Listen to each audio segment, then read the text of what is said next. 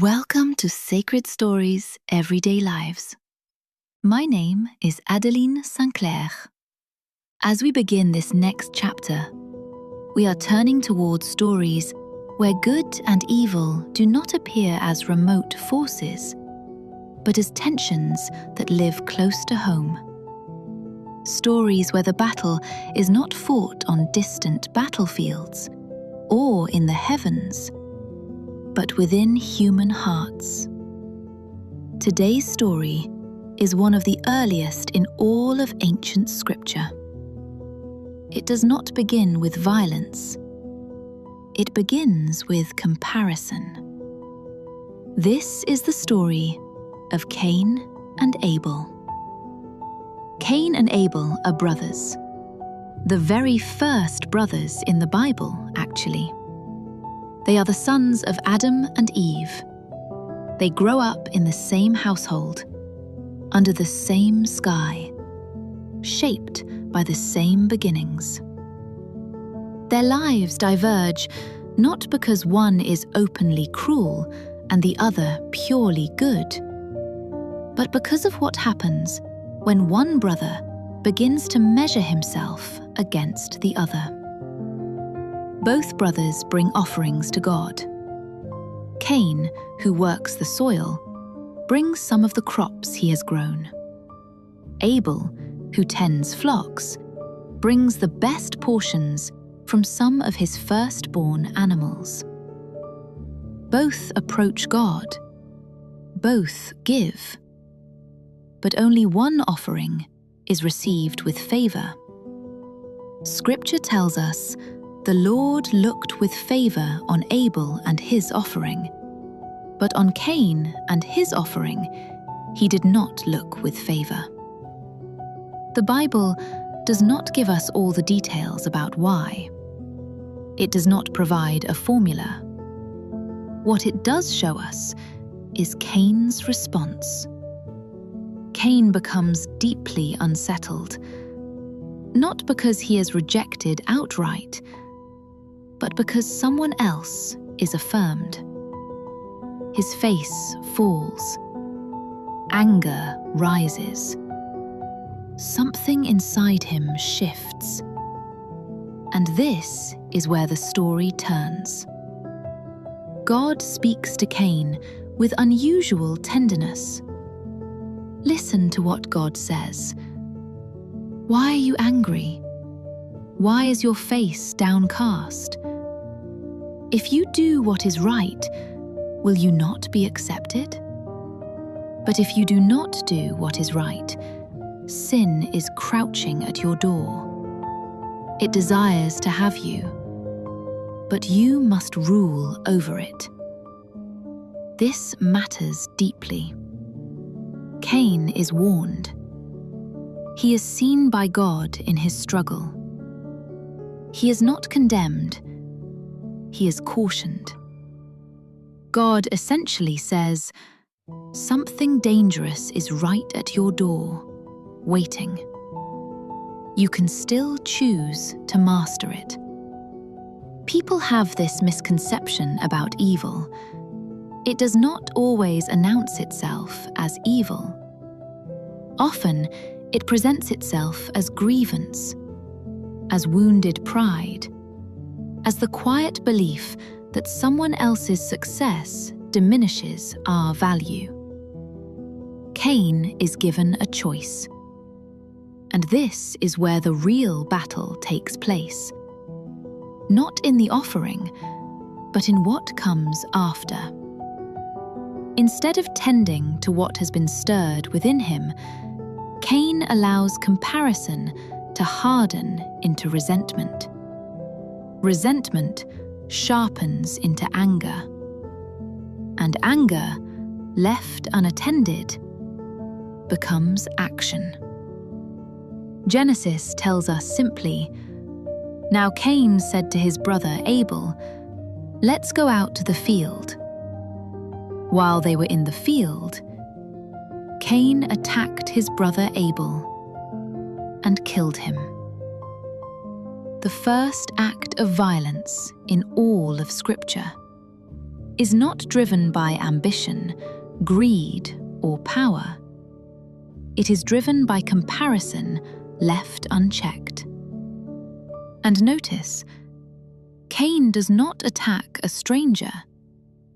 He turns on his brother. Afterward, when God asks where Abel is, Cain responds with deflection. "I do not know.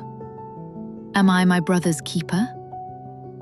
It is a question that echoes far beyond this story, because it reveals how easily harm is justified once responsibility feels inconvenient. This story matters deeply today, maybe especially today. We live in a world shaped by constant comparison, metrics, followers, likes, visibility, approval, recognition. Social media makes this especially intense. We see glimpses of everyone else's highlights and compare them to our own behind-the-scenes struggles. There are so many people who want so badly what someone else has that they will steal someone else's ideas, repost them as their own, curate someone else's work to gather attention that was never theirs. And all of this is born from comparison, envy, and greed in the heart. The story of Cain and Abel reminds us that evil often takes root not because goodness is absent, but because insecurity is left unattended. So, here is what I want you to notice. God does not abandon Cain before the act. Cain is warned. He is seen and spoken to by God, and God offers him the chance to choose differently. The battle between good and evil is rarely decided in one dramatic moment. It is shaped through what we do, with what rises inside us, day by day, choice by choice. When envy surfaces, do you name it and address it? Or do you nurture it in secret, as if no one will ever find out? When resentment stirs in your body, do you tend to it honestly, or justify it because you believe you are owed and it makes the feelings right? Cain's story is not preserved to shock us, but to caution us, because these same forces still move quietly through human lives today, and they are extremely obvious if we are willing to see. If you have ever felt unsettled by someone else's progress, if comparison has reshaped your sense of worth, if resentment has lingered longer than you expected, if you have caught yourself thinking, "Why them and not me?"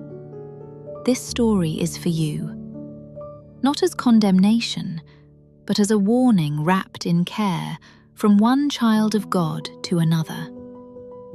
The battle is not always between people. Often it is within us. And the good news is, the choice to interrupt it still matters to God even today. You are not alone in this struggle. God sees it. God names it. And God offers you the same warning He offered Cain. You can master this. You don't have to let it master you. The story of Cain and Abel is tragic. It is a reminder of what happens when we do not tend to what is stirring inside us. But it is also an invitation. An invitation to notice comparison before it hardens, to name resentment before it takes root, to choose connection over rivalry, to remember that someone else's favor does not diminish God's love for you. You are not in competition for God's affection. There is room for all of us to be seen, valued, and loved. Thank you for spending this time with me today. May these sacred stories continue to meet you in the ordinary moments of your life, especially in those quiet moments when you are deciding what to do with what rises within you. You have the power to choose differently, and that choice matters more than you know. If this story touched your heart, bless us with a like. Do not be afraid to share this video with someone in your life that may need this message. Share your own experience with us in the comments. Your testimony may help someone else turn to Christ.